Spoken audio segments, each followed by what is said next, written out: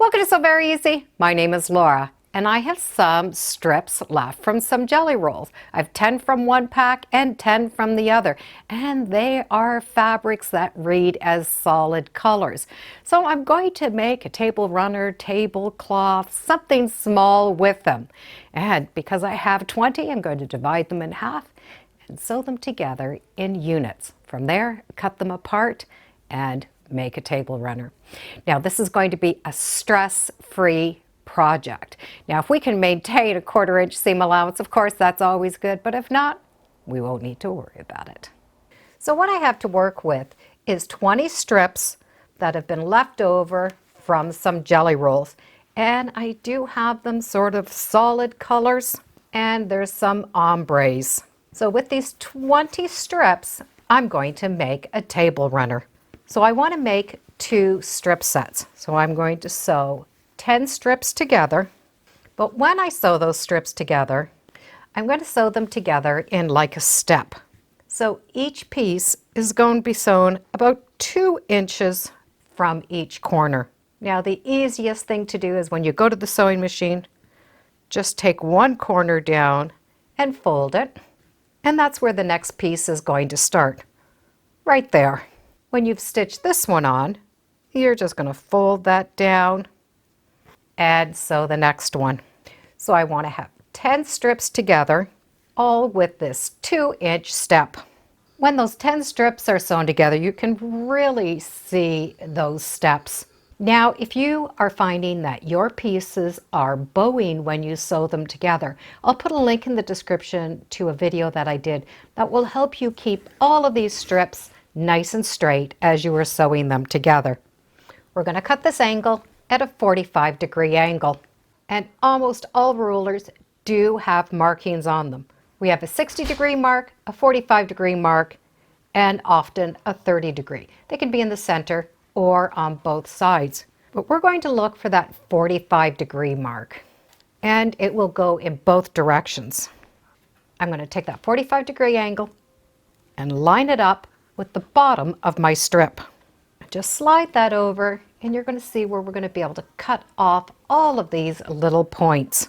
Now this is a little bit big, so I'm going to add a second ruler right here at the top.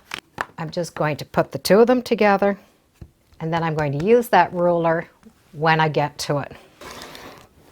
And when I get to that second one, I'm going to hold both those rulers together and cut.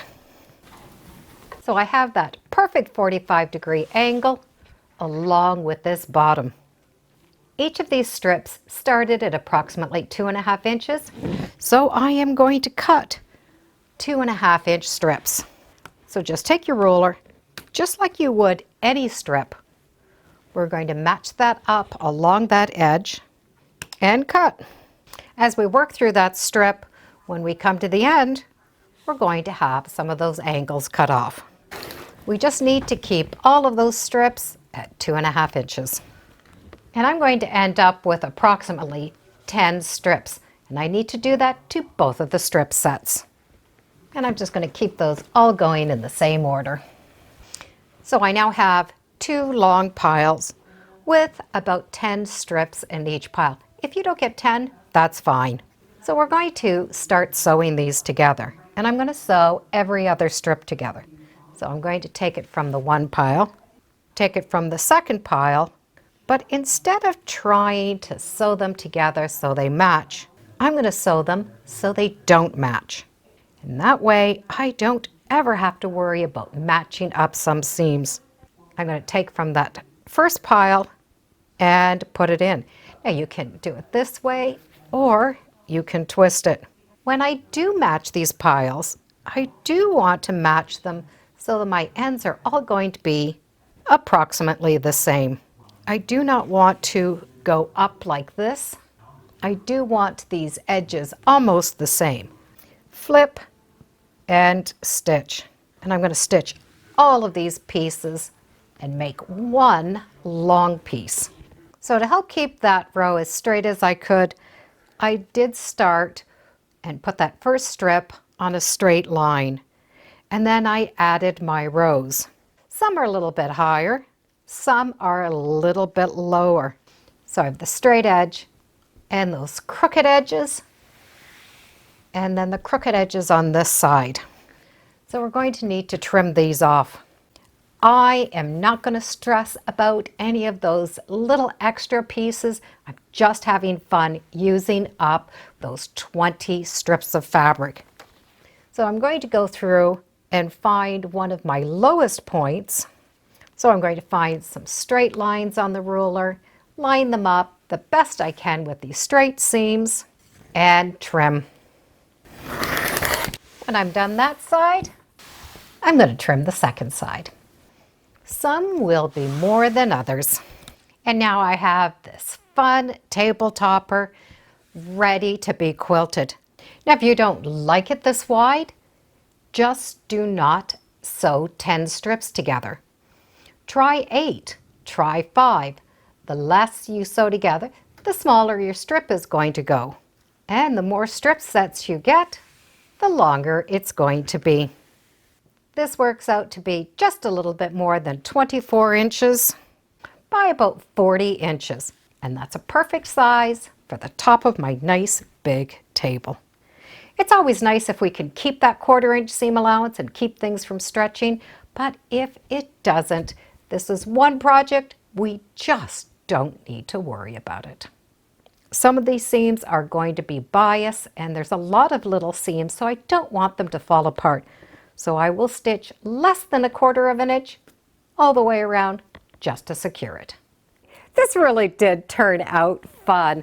I love all the bright colors, and I was able to use those 20 strips of fabric left over. I didn't worry about the seam allowances. I didn't worry about matching. I just put them all together and trimmed them down.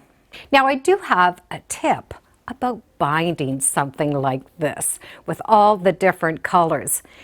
Once it's quilted, the binding is going to dictate how much color you see. If I put on an orange binding, you are going to notice the orange fabric more. If I put on the darker red fabric is going to pop up. If I really want to emphasize this turquoise, then I'm going to put a turquoise binding on. Whatever binding you put on, it makes the color seem more. So it's going to be the color that you notice most. So in that case, if there's a color you don't want to see as much, that's definitely the color you do not want to use. Whatever you do, it's going to be fine. Then of course, we could always do a scrappy binding, and then you won't notice one color more than the other. Thank you for joining me today on Sew Very Easy. Feel free to subscribe. I'm on Facebook, Instagram, and I do have a newsletter. It's all free under Sew Very Easy. And be sure to make every day a Sewtacular day. Bye for now.